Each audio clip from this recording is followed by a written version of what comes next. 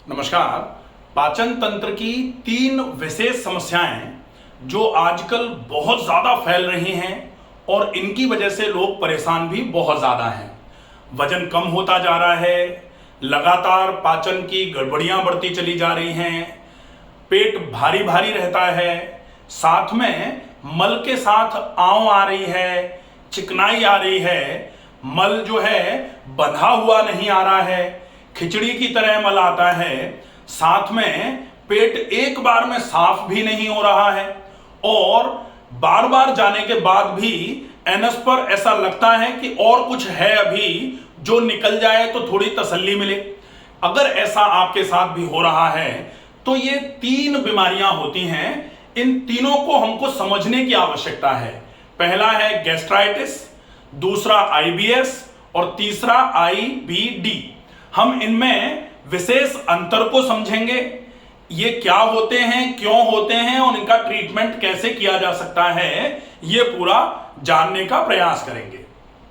Video को अंत तक जरूर देखें और अगर आप चैनल पर पहली बार आए हैं तो प्लीज चैनल को सब्सक्राइब जरूर कर लीजिए।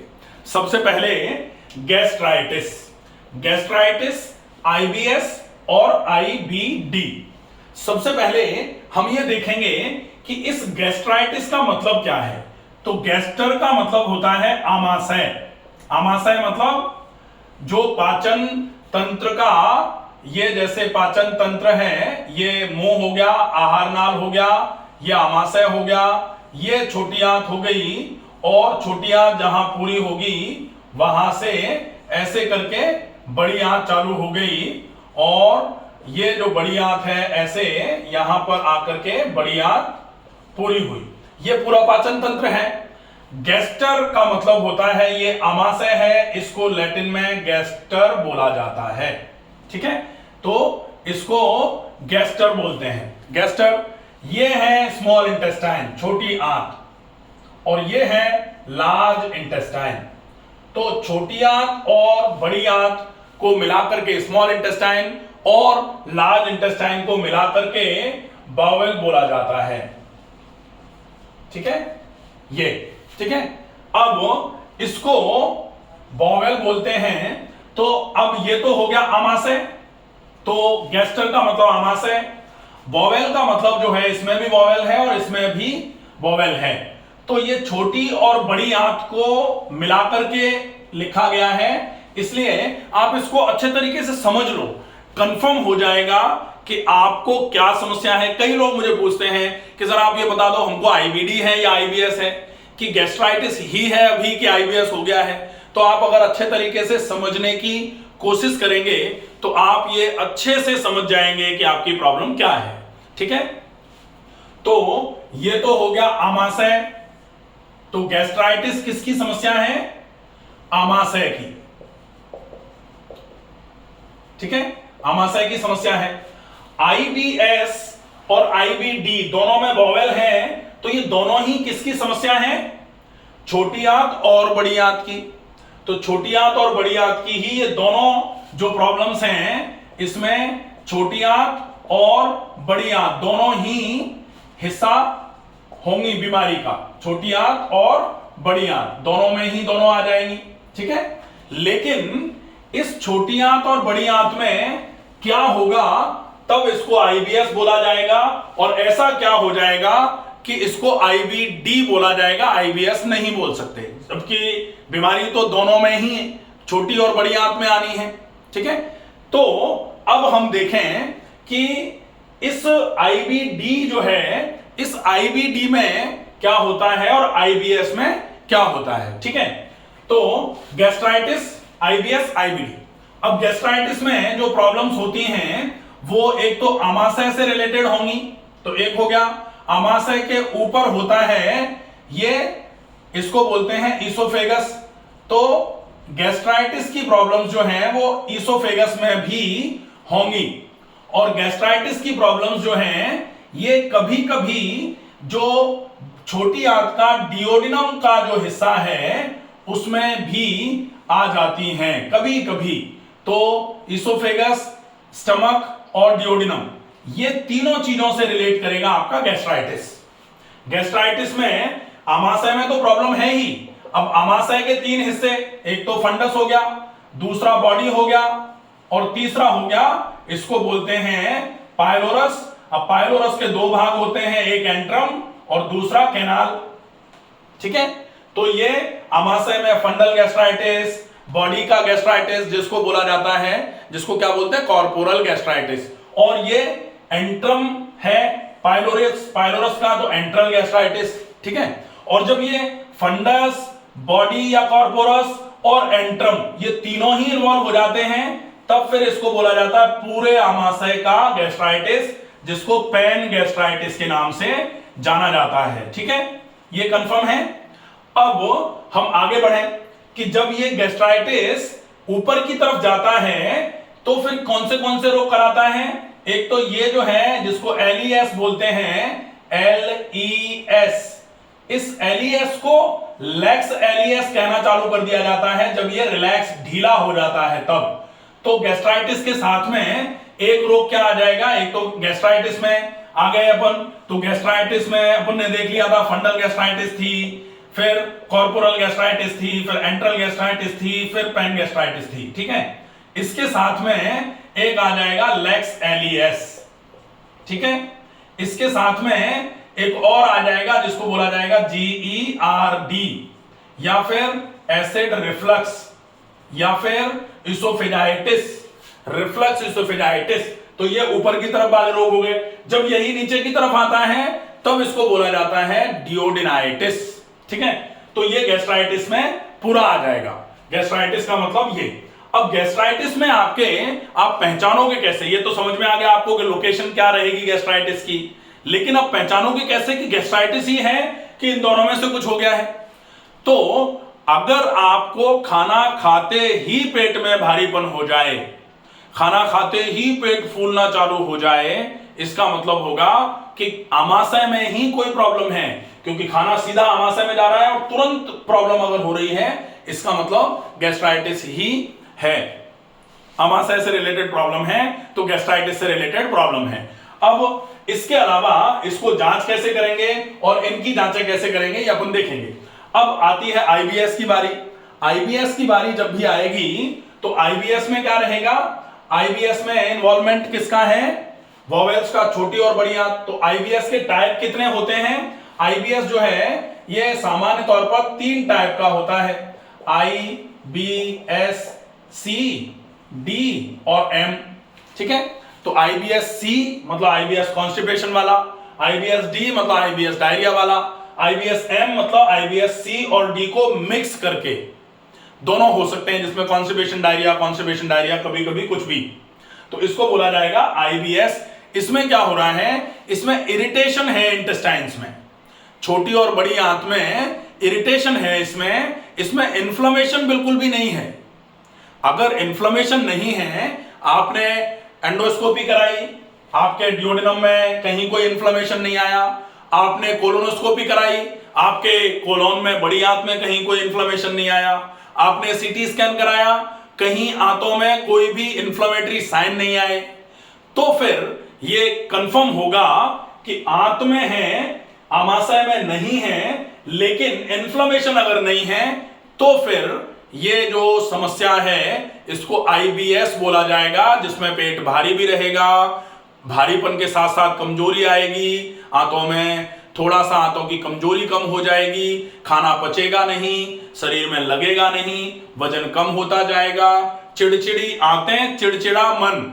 आई का मतलब इरिटेबल, और इरिटेबल का मतलब आंतों में इरिटेशन। तो आंतों में इरिटेशन, साथ साथ में धीरे धीरे करके ये इरिटेशन जो है ये मन पर भी जाना चालू हो जाता है, इसलिए चिड़चिड़ापन धीरे धीरे करके मन पर जाना चालू हो जाता है।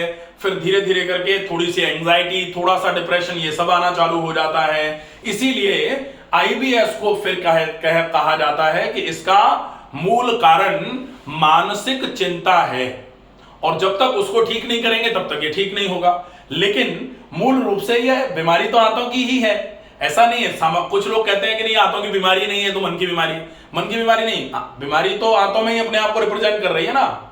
इरिटेशन कहां आ रहा है, इंटेस्टाइन में ही आ रहा है। अब इरिटेशन बोले मन में भी तो आ रहा है, तो मन में आ रहा है डेफिनेटली, लेकिन इरिटेशन फिजिकली आपको आंतों में भी आ रहा है, तो थोड़ा सा आपको आंतों पर फोकस करना ही पड़ेगा। अगर आप चाहें कि केवल मन को शांत सुला करके आप आंतों को ठीक कर लेंगे तो ऐसा नहीं हो पाता है। सामान्य तौर पर कई लोग मेरे पास आते हैं कि साहब वो तो कह रहे थे कि आप मन को थोड़ा सा शांत कर दो, ब्रेन सेडेटिव्स दे दो, कुछ भी नींद की दवाइयां ले लो, उससे आराम होगा। तो नींद की दवाइयां लेने से और डलनेस आती है, लैक ऑफ एक्सरसाइज, व्यायाम नहीं कर पाता इंसान, और व्यायाम नहीं करेगा तो धीरे धीरे करके और शिथिलता बढ़ती चली जाती है, प्रॉब्लम बढ़ेगी। अगर आपको बहुत एंजाइटी हो रही है, आपको बहुत चिंता लगती है, घबराहट बेचैनी होना चालू हो जाती है, ऐसे केस में ब्रेन सेडेटिव लेना आवश्यक होता है। लेकिन अगर आप अपने मन को समझा करके थोड़ा ये विचार करें कि अगर सही तरीके से जीवन शैली का यापन कर लेंगे तो निश्चित ही इस समस्या से निजात पा सकते हैं, और मन आपका थोड़ा समझने के लिए तैयार हो जाए तो फिर आपको उधर की तरफ की दवाइयों की आवश्यकता नहीं पड़ेगी। अब देखें, ये हो गया आईबीएस तीनों। अब आती है बारी आईबीडी। आईबीडी का मतलब होता है inflammatory bowel disease. Inflammatory bowel disease मतलब यहां आपकी छोटी और बड़ी आंत में इन्फ्लेमेशन आएगा, इन्फ्लेमेटरी चेंजेस आएंगे। इन्फ्लेमेटरी चेंजेस कैसे आएंगे? इन्फ्लेमेटरी चेंजेस का मतलब कोलाइटिस आएगी या एंटेराइटिस आएगी। इलिया एंटेराइटिस मतलब जो आपके आंतों में प्रॉब्लम। अब छोटी आंत, स्मॉल इंटेस्टाइन जो है उसके तीन भाग हैं। तीन भाग कौन से हैं? डिओडिनम, जेजुनम और इलियम। तो अब ये जो आईबीडी है ये दो टाइप में डिवाइड किया जाता है। इसको एक तो बोला जाता है क्रॉन्स डिसीज और दूसरा होता है अल्सरेटिव कोलाइटिस। अल्सरेटिव कोलाइटिस का मतलब होगा पूरा का पूरा कोलोन जो है, कोलोन में अल्सरेशन होंगे, इसको बोला जाता है अल्सरेटिव कोलाइटिस। तो अल्सरेटिव कोलाइटिस जो है वो पूरे कोलोन में होगा तब इसको पैनकोलाइटिस बोला जाता है। अगर ये केवल यहां रेक्टम में होगा तब इसको प्रोक्टाइटिस बोला जाता है। अगर ये लेफ्ट साइड में होगा तब इसको लेफ्ट साइडेड कोलाइटिस बोला जाता है, या सिग्मोइडाइटिस भी बोल सकते हैं। तो ये जो है ये अपने आप को रिप्रेजेंट करेगा कहां कहां हो रहा है, उसके हिसाब से फिर इसको नाम दिया जाता है। तो प्रोक्टाइटिस, सिग्मोइडाइटिस या लेफ्ट साइडेड कोलाइटिस और पैनकोलाइटिस, ये हो जाएगा आपका अल्सरेटिव कोलाइटिस के टाइप्स। अब क्रॉन्स में जो होता है, क्रॉन्स में ये जो प्रॉब्लम है ये आपकी ऐसे करके रेगुलर रिदमिक नहीं रहेगी। जैसे अगर लेफ्ट साइडेड कोलाइटिस है तो अल्सरेटिव कोलाइटिस में एक जैसी चलेगी, यहां से यहां तक, और अगर केवल प्रोक्टाइटिस है तो रेक्टम में ही रहेगी। लेकिन क्रॉन्स में क्या होता है? क्रॉन्स में पैची अल्सरेशन रहेंगे। पैची का मतलब थोड़े यहां, थोड़े यहां, थोड़े यहां, कहीं कहीं ऐसे करके। तो वो जो है उनको क्रॉन्स बोला जाता है। तो क्रॉन्स में क्या होगा?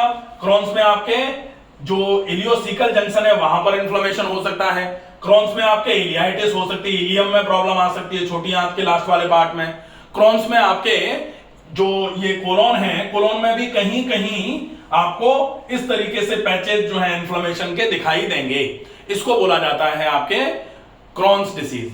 तो यहां अल्सरेटिव कोलाइटिस और क्रॉन्स जो है ये इन्फ्लेमेटरी साइन के साथ होगा, मतलब आंतों में प्रॉब्लम है लेकिन इन्फ्लेमेशन के साथ। यहां आंतों में प्रॉब्लम है लेकिन बिना इन्फ्लेमेशन के, इन्फ्लेमेटरी साइन इसमें नहीं आएंगे।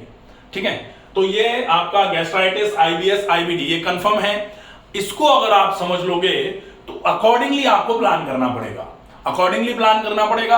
आप कैसा प्लान कर सकते हो? अब अपन कहें कि गैस्ट्राइटिस, आईबीएस, आईबीडी आपको तो कुछ भी हो, आपको क्या करना है? आपको आहार चिकित्सा पर सबसे ज्यादा फॉलोअप करना है। और वो सबसे ज्यादा फॉलोअप आहार चिकित्सा का कौन सा वाला है?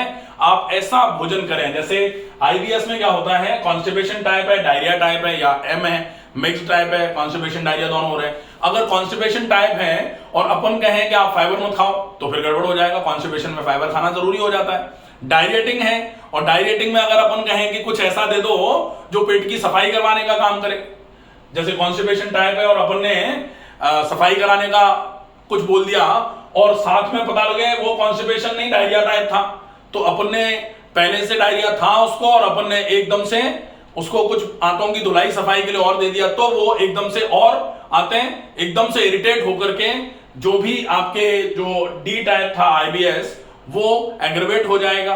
तो ऐसी कंडीशन से बचने के लिए आपको क्या करना पड़ेगा? आपको जो एक तरीके से सबके लिए पथ्य है, सामान्य पथ्य जिसको बोला जाता है, सामान्य पथ्य आहार का उपयोग करना पड़ेगा। सामान्य पथ्य आहार में आप लौकी, तोरई, टिंडा, परवल, ये 4 सब्जियां अच्छे तरीके से उबाल करके इसमें गाय के घी का या फिर सरसों के तेल का थोड़ा सा डाल करके छौंक लगा दें और अच्छे तरीके से इसमें सौंफ, जीरे का उपयोग करें। जरा सी हींग का उपयोग आप कर सकते हैं। साथ में बहुत मोटे आटे की रोटी का उपयोग किया जाए और अगर संभव हो तो आप गेहूं को थोड़ा सा अवॉइड करके ज्वार या फिर मक्का या फिर रागी की तरफ चल सकते हैं, ये अच्छा रहेगा। कोशिश करें ज्वार ज्यादा इफेक्टिव है तो ज्वार का उपयोग ज्यादा कर लिया जाए। फिर कोशिश की जाए पानी की क्वांटिटी धीरे धीरे करके बढ़ाई जाए, क्योंकि अगर आईबीएस डी टाइप है और आप पानी नहीं पिएंगे तो प्रॉब्लम। अगर मान लो आपका जो कोलाइटिस है वो अगर आपने पानी नहीं पिया तो भी दिक्कत, और पानी अगर आपने ज्यादा पिया तो एब्जॉर्ब अगर नहीं हो पा रहा है, आंतें बहुत कमजोर हैं, तो एक बार में ज्यादा पिया गया पानी भी नुकसान करेगा। इसलिए क्या कहा जाएगा, पानी आप थोड़ा थोड़ा करके सिप कर करके दिन भर में ज्यादा पिए, वो उपयोगी रहेगा। साथ में आप अपनी आंतों पर खून की चाल बढ़ाने के लिए रेगुलर एक्सरसाइजेज और रेगुलर ब्रीदिंग एक्सरसाइजेज का अभ्यास करिए। Regular exercises, regular breathing exercises अगर आप करेंगे तो डेफिनेटली आपकी ये कोई भी प्रॉब्लम होगी इसमें आपको अच्छा आराम मिलना चालू हो जाएगा। प्राकृतिक चिकित्सा में आप मिट्टी की पट्टी का उपयोग इन तीनों ही कंडीशंस में कर सकते हैं। आपको कोई सेक वेक करने की आवश्यकता नहीं है। अगर आप अभी थोड़े कंफ्यूज हैं कि हमको पता ही नहीं है क्या है, तो फिर आप दिन में 2 से 3 बार पेट पर या तो मिट्टी की पट्टी या फिर ठंडे पानी का गीला कपड़ा 20-20 मिनट के लिए रख लीजिए। इससे क्या होगा, आंतों का अगर इन्फ्लेमेशन होगा तो इन्फ्लेमेशन दूर होगा। आंतों में अगर गर्मी होगी तो मिट्टी की पट्टी या ठंडा कपड़ा गर्मी को सोख लेगा। आंतों की अगर कमजोरी होगी तो ठंडे पानी की पट्टियां जो है वो टोनिक इफेक्ट देती हैं तो आराम मिलेगा। गर्मी होगी तो गर्मी को सोखने का काम करेंगी। बहुत इफेक्टिव ट्रीटमेंट है। खाने को बहुत चबा के खाना चालू कर दीजिए। शाम का खाना जो है वो कोशिश करके 6:30-7 बजे के आसपास तो खा के फ्री हो जाइए। अगर आप इतना कर लेंगे निश्चित ही आपको बहुत अच्छा आराम मिलना चालू होगा। और कुछ नियमों का पालन करना पड़ता है, लाइफस्टाइल मॉडिफिकेशंस, जिसमें जल्दी सोना, रात को सवेरे जल्दी जग जाना, नियमित व्यायाम करना, खाने को ना तो बिल्कुल नहीं खाने के मोड पर हैं आप तो भी गलत है, और अगर आप ज्यादा खा रहे हैं तो भी गलत है। तो सम आहार होना चाहिए। आपके लिए जो आवश्यक है वो आप जरूर करिए। व्यायाम नियमित रूप से करते रहिए। आशा है ये वीडियो पसंद आएगा। ज्यादा से ज्यादा लोगों तक शेयर करें। स्वस्थ रहिए, सुरक्षित रहिए। धन्यवाद।